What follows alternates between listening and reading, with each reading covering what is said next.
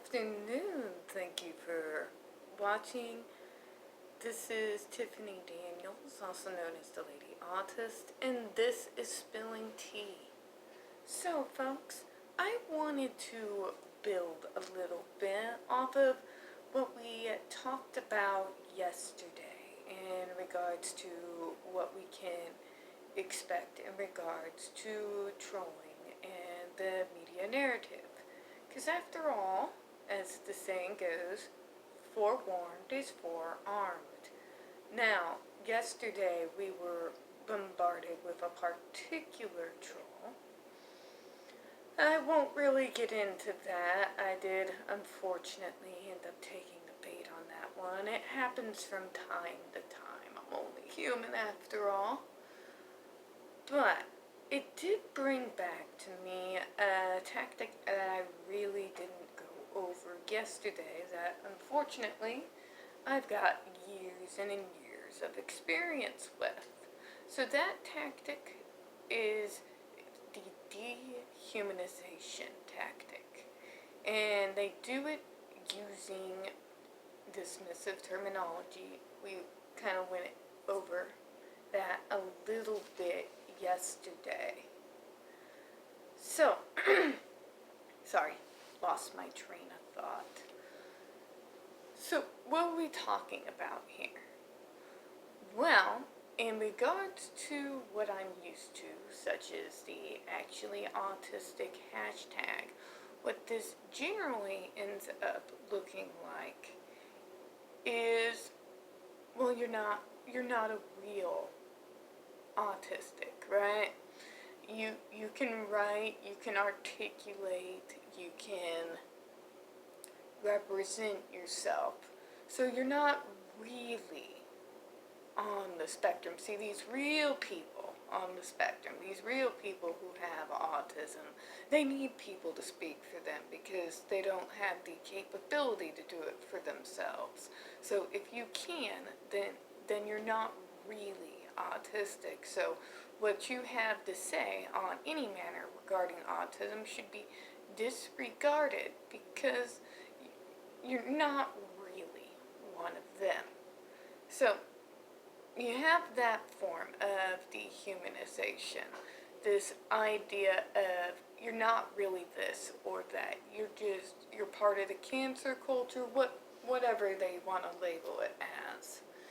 In our community where we are supporting JD, they use other dehumanizing terms, whether it's just a typical Dep stan, Dep fan, or Dep groupie. We kind of went over those yesterday, but another way they do it is, well, where they completely dismiss that entirely. So what are the claims? We're not even real people. We're Russian bots, right? That was the first one that originally popped up.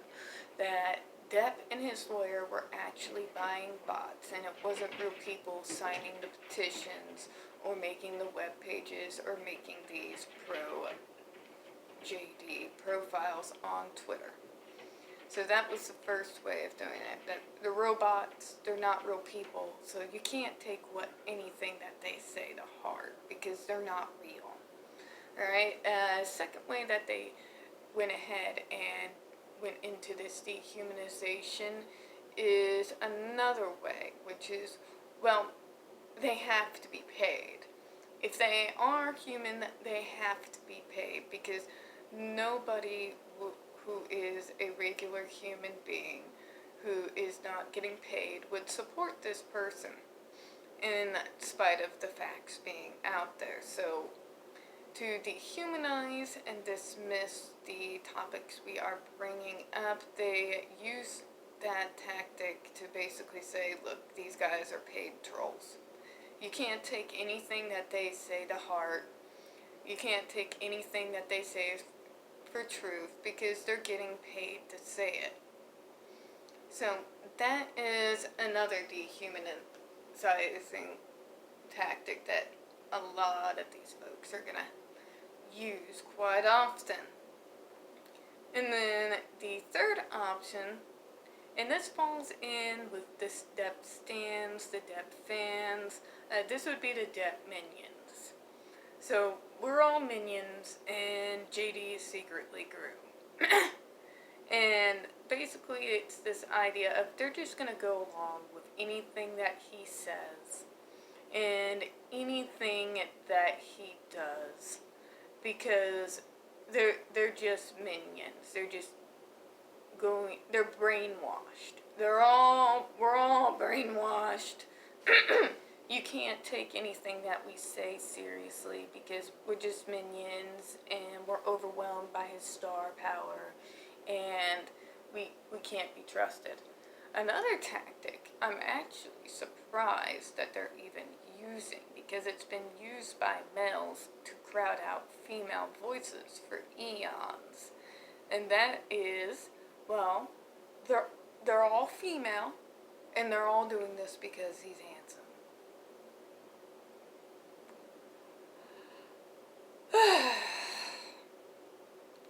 Which I don't know what they have to say about all the male supporters. Maybe they're just going to try and say all the male supporters are gay and wanting his pants, but that's neither here nor there. It's this idea that all women are hypersexualized, and that it's due to our exploding ovaries, as somebody put it on Twitter, that we support him. That we support him because he's handsome and we can't see him do such a thing.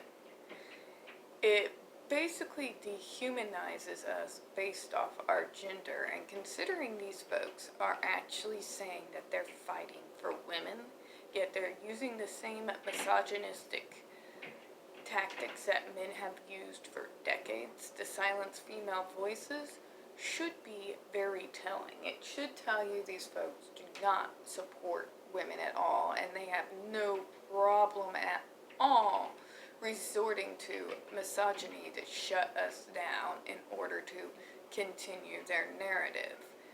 So, these are regular tactics folks use in order to get people to not see us supporters as humans, to see us as stereotypes, because when you see us as stereotypes, you can dismiss facts.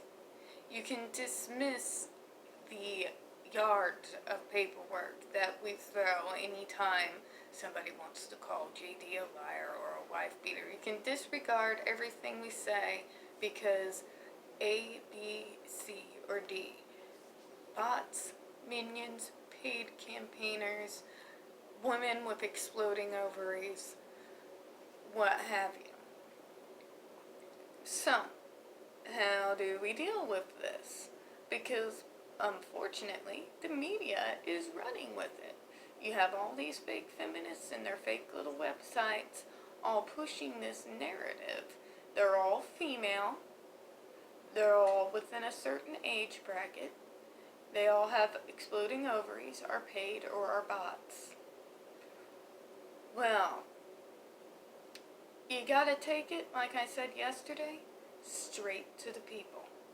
Because the media is not gonna do it, folks. Unless they're independent companies, there are not and have not been for at least a couple of decades now on our side. So, just keep getting the facts out there. Keep having those conversations, not just within the community, because that's preaching to the choir. We already have the information. We've already done the homework. It is good to have that community when you're kind of felling on strings to reinforce that need to go out there and speak to other people. But otherwise, you kind of are preaching to the choir.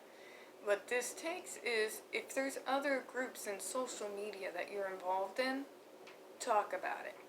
I've spoken to a few people who are part of the actually autistic and the general autistic communities that have become a part of the community, that have been supporting and retweeting my tweets in regards to facts and the audios and assisting in getting them out there.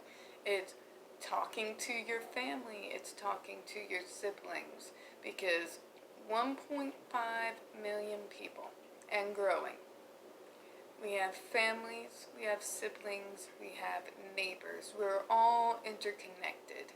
And by continuing to talk about it, getting the facts out there, sharing the vids, and they go ahead and share the vids and start talking about it.